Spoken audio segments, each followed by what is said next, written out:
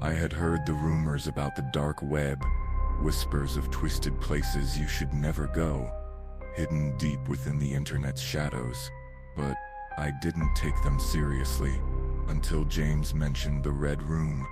He said it was real, a place where danger wasn't just a story, but something you could feel, something that waited for you. I should have listened.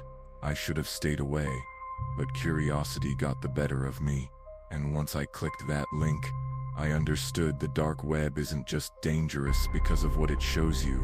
It's dangerous because once you're in, you can never leave. I should have walked away, but I didn't.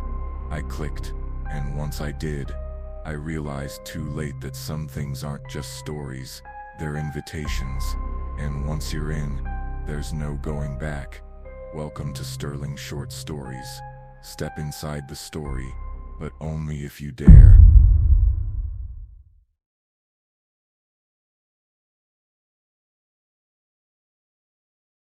I should have never clicked the link. I should have shut my computer, deleted everything, and pretended I never heard the words Red Room. But curiosity is a dangerous thing. It pulls you toward the edge, whispers that you'll be fine, that nothing is real until it is. It started with James. Ever heard of a Red Room? He had asked me over drinks, leaning in like he was sharing some deep, dark secret. Yeah, those fake torture streams people claim to find on the dark web. Just clickbait and scams, I replied, rolling my eyes. Not all of them, he muttered, taking a slow sip of his beer. I found something real. I laughed. Sure you did. I'm serious, bro. There's a hidden link floating around. Invite only. I don't have access, but I know someone who does. And what? You want me to watch some snuff film? Not my thing, dude. Just take a look, he insisted. You like creepy shit. Consider it research. That should have been my first warning. I ran a horror YouTube channel. I watched and analyzed disturbing content for fun. But there was a line, and James wanted me to cross it. I told myself it was just another internet hoax, that it was fake. That night, alone in my dimly lit apartment, I did something incredibly stupid. I followed his instructions.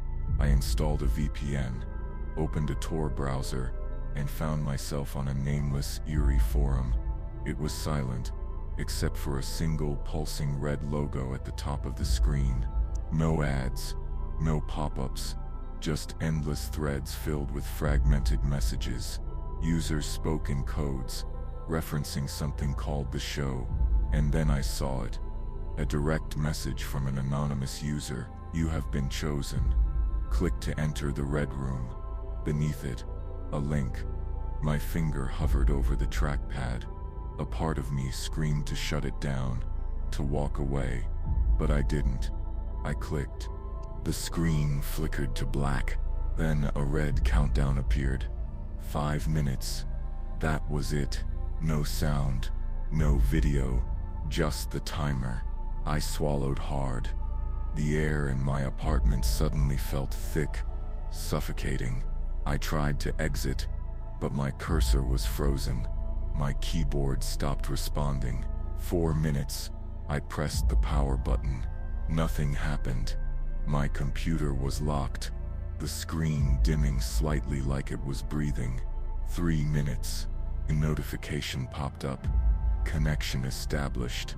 Welcome, viewer number 346. A wave of nausea hit me. I was in. 2 minutes. The black screen flickered. A dimly lit room appeared, grainy and distorted like a bad signal.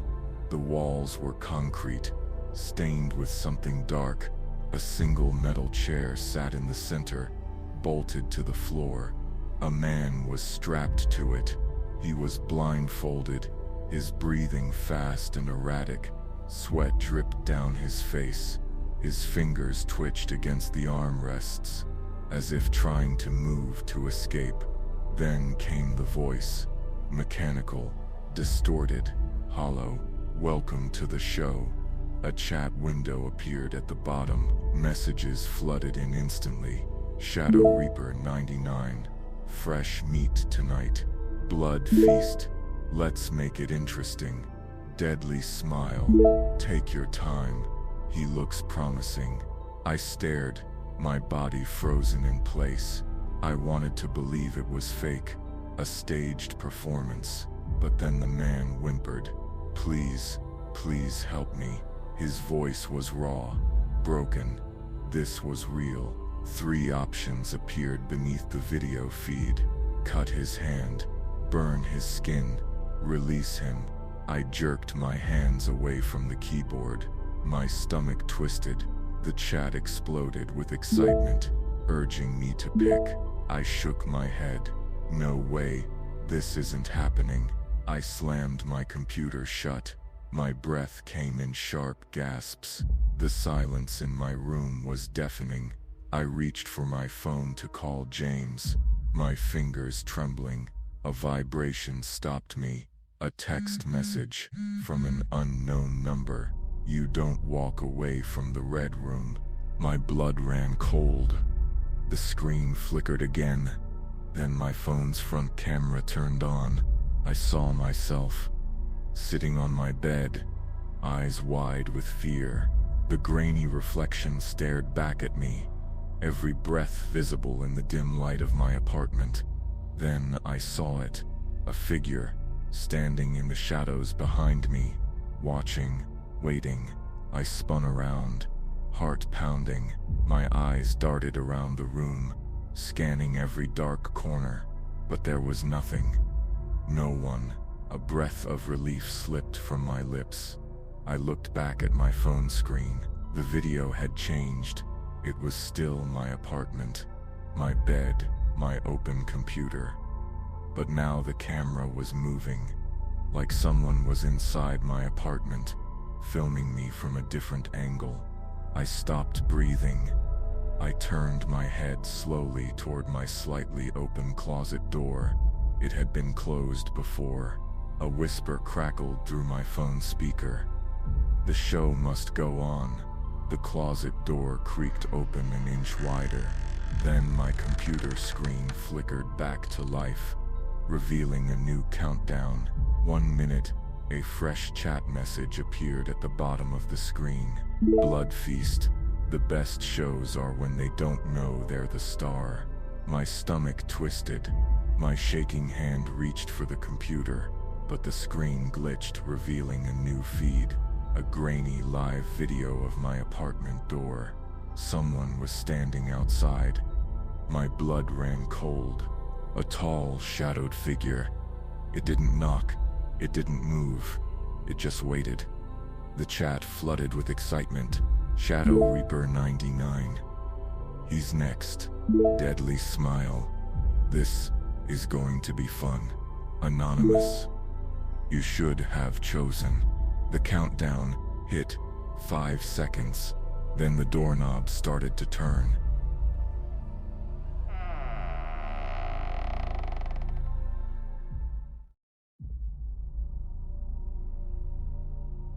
I woke with a jolt.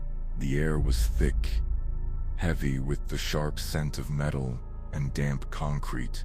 My head throbbed, each pulse a painful reminder of the darkness that had consumed me. I blinked rapidly, trying to focus, but my vision swam in and out of clarity.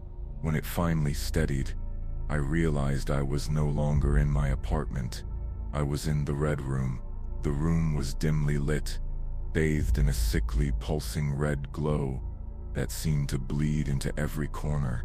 The walls were cold, concrete, barren, except for the single metal table I was lying on. The surface was hard, unforgiving, and damp with something I didn't want to identify. My body was stiff, aching from the restraints that held me to the table. My arms and legs were strapped down, the pressure cutting into my skin. Panic surged through me, and I tugged against the restraints, but it was no use. My movements were sluggish, the fear dulling my strength. In the far corner of the room, I could hear it. The faint sound of whimpering screams echoed through the walls. distorted and muffled, like they were coming from another room. It was the unmistakable sound of torment, of someone pleading for mercy, their cries swallowed by the endless sound of pain.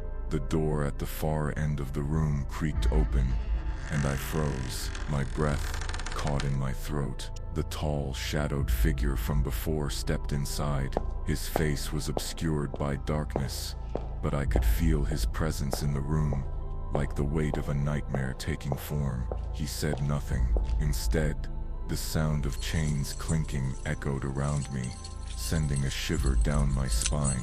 It was followed by the sickening metallic scrape of something sharp being dragged across the floor, and then the voice, "Welcome to the show," it said, not from the figure, but from somewhere deeper, from the walls themselves, reverberating in my skull. A cold shiver ran down my spine. This can't be happening. This has to be some kind of a joke they want me to participate in. I tried to tell myself that, but the deep, gut-wrenching sounds of agony from the next room made it impossible to believe. The screams twisted and broke, rising in pitch as someone was being torn apart. The door to the room slammed shut behind the figure. He approached slowly, methodically, dragging a thick metal chain behind him. The noise of it against the concrete floor scraped at my nerves, louder than any sound I had ever heard. I turned my head, desperate to find something, anything, that could explain what was happening. The walls were covered in faded photographs, disturbing images of people in various stages of pain. But it wasn't just the pictures that caught my eye. It was the monitors on the far side of the room, each one displaying a different feed. More rooms, more victims. I could hear them, muffled at first, but then their screams cut through the silence, sharp and desperate. I turned toward one of the screens. The face of the man on the table was clear now. It was me. I couldn't breathe. My fingers shook as I stared at the monitor, watching the countdown tick down to 0. I tried to rationalize, to tell myself it was just some sick joke, but deep down, I knew this was real. This was happening. The figure in the doorway moved closer, and the world around me seemed to distort. My heartbeat thundered in my chest. I wanted to scream, to run, to do anything to escape this nightmare, but I couldn't. I was trapped in the very web I had walked into willingly. And I saw the man, no, the shadow, step inside. He moved with purpose, slowly, methodically, as if savoring every moment of the tension that hung in the air. My eyes locked onto him, and for a split second, the light hit his face just enough for me to see it clearly. It was James, but something was different. The man standing before me wasn't just my friend. He was something darker now. His eyes were empty, hollow, and the fear that had once been there had been replaced with something colder, something almost predatory. "James," my voice cracked, barely a whisper, trembling with disbelief. He didn't answer. Instead, a twisted smile spread across his face, but it wasn't the smile I remembered. It was cold, calculating, the same smile I had seen on the screen, the one that filled the chat with excitement. "You thought you were the one watching," James finally spoke, his voice distorted and hollow, like it was coming from somewhere deep within him, far removed from the person I used to know. The room felt like it was closing in on me. My mind scrambled for a way out, but there was nothing. This was all a setup. James was a part of the Red Room. He had been playing me, leading me deeper and deeper into this trap. I don't understand why. My breath came in shallow gasps as I tried to piece together the reality of the situation. James stepped closer, his eyes never leaving mine. "Because, just like you, I wanted to see if I could make it through. To be the one pulling the strings. You think you're different? You think you can escape? There's no way out. Not for us. Not for anyone." The words cut through me like a knife. My stomach twisted with the bitter truth. The Red Room wasn't just a game. It was a cycle, a trap, and we had both been sucked into it. Players in a game where the rules were designed to break you. And then the realization hit me. James wasn't just in it. He was the one who had brought me in. "I didn't think you'd make it this far," James continued, his voice steady, cold. "But now that you have, well, it's time to join the show." A sick, twisted laugh escaped his lips as the lights in the room flickered, casting his shadow across the walls.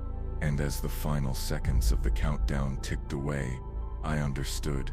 There was no escape. The Red Room wasn't just a place, it was a trap, a prison of our own making. And now, I was part of it. The door closed behind him, the screen flickered one last time, and the show had just begun.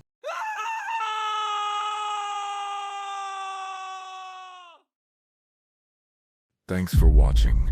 Please subscribe to Sterling Short Stories on YouTube, but only if you dare.